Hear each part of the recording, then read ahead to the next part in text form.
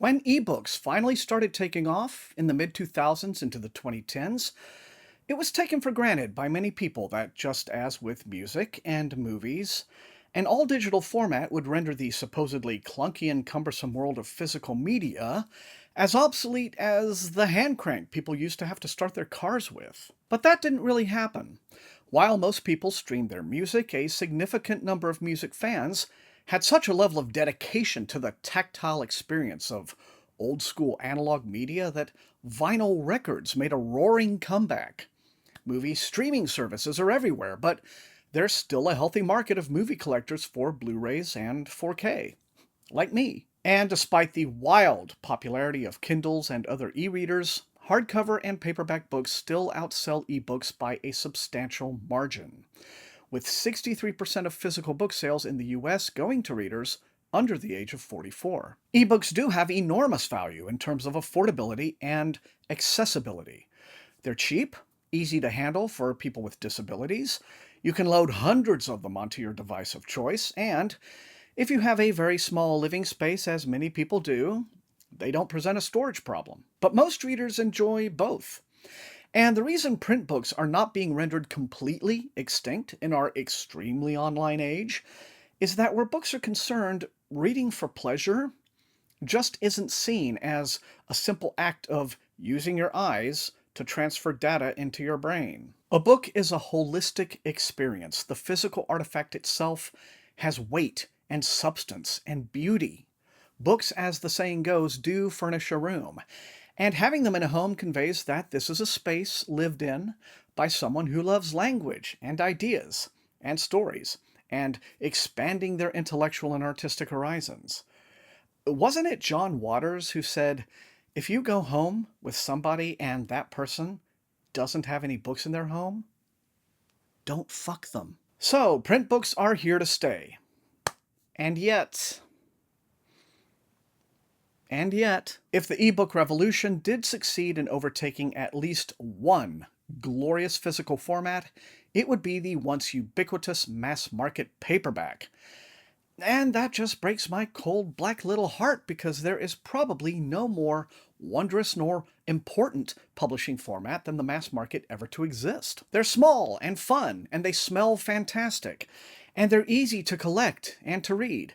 And while I don't have any solid proof of this, I have a sneaking feeling that they reproduce by fission, since whenever you might find one mass market paperback, somehow you end up finding several more, usually without warning. Mass markets aren't gone altogether. A number of publishers, including Tor and Daw and Baen Books and several others, still reliably produce them.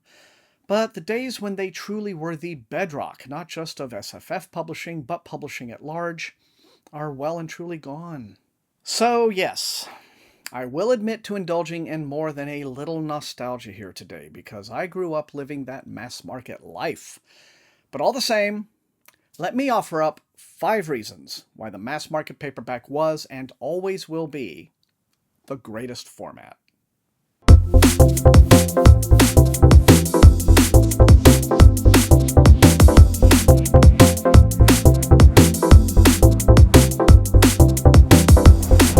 Hello again, everybody. Thomas here. Welcome to SFF 180.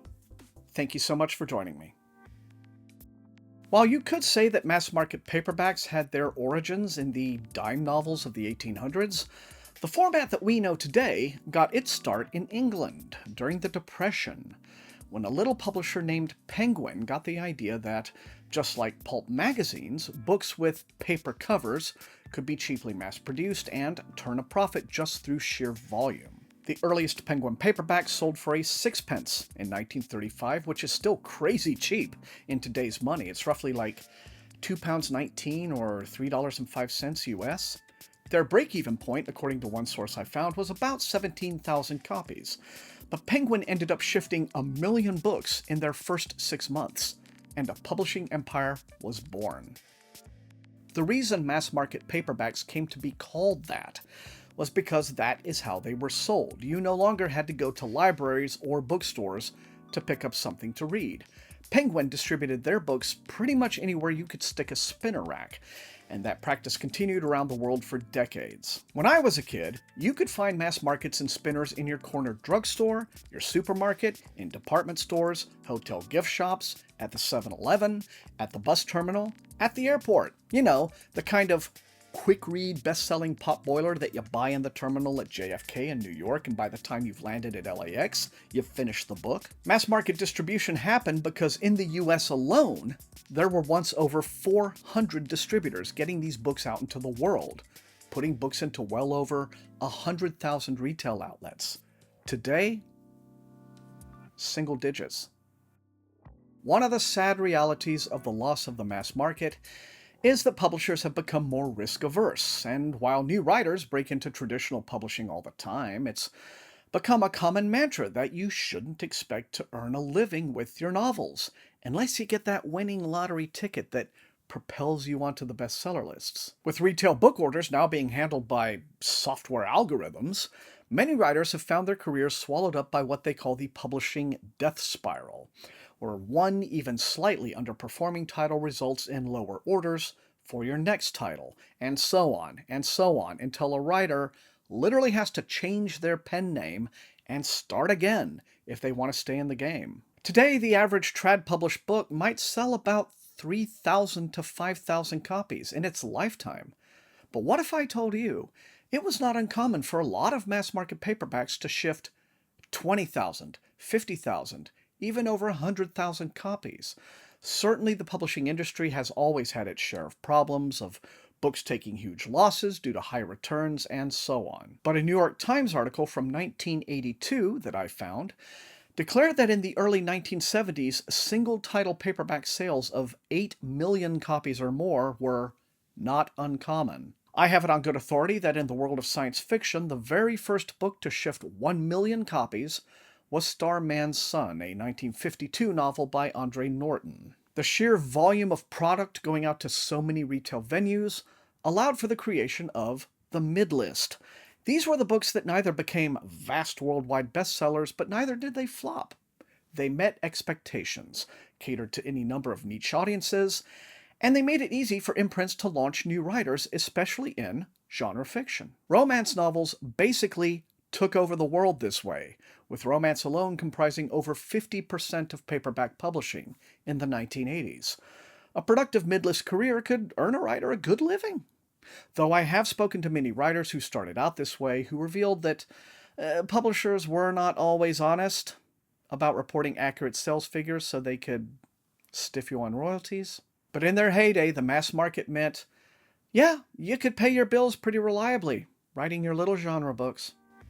With millions of mass markets out there being read by millions of people, it was inevitable you had friends who were fellow readers, and that meant book swapping.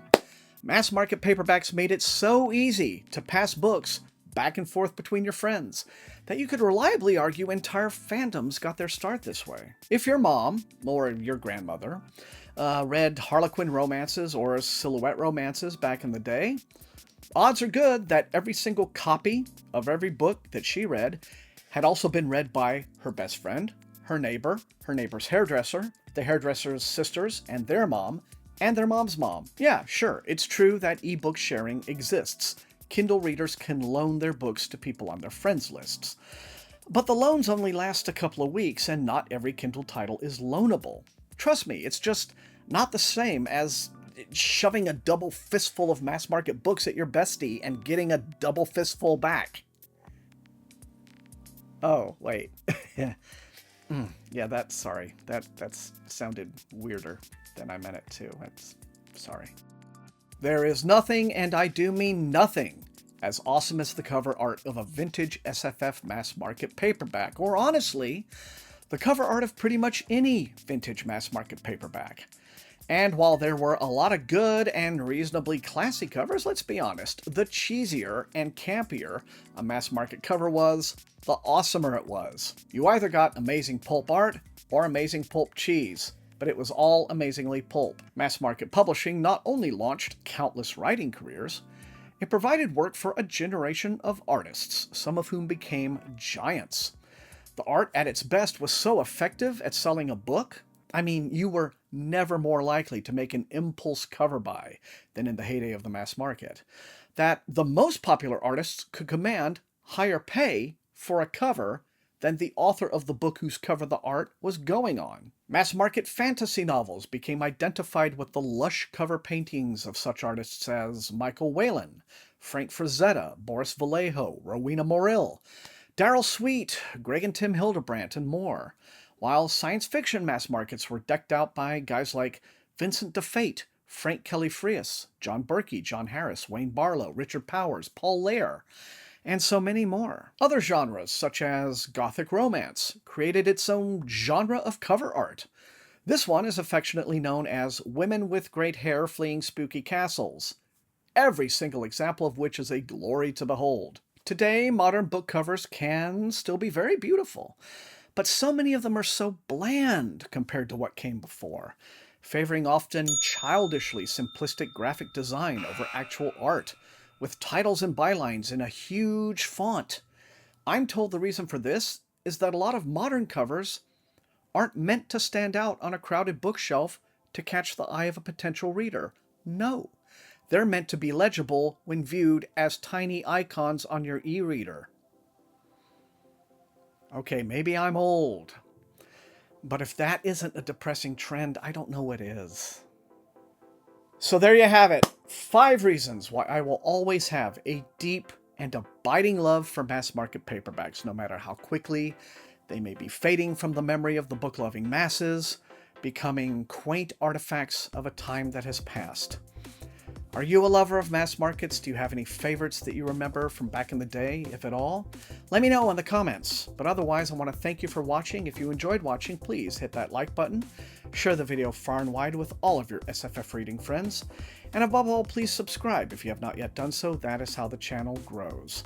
You can also support the channel at my TeePublic store and at my Patreon, where recruits into Wink's Army get little perks like getting early access on some of my videos when I'm not up too late editing them. Otherwise, thank you so much for being the very best viewers in all of BookTube, and until I see you all next time, get out those paperbacks and happy reading.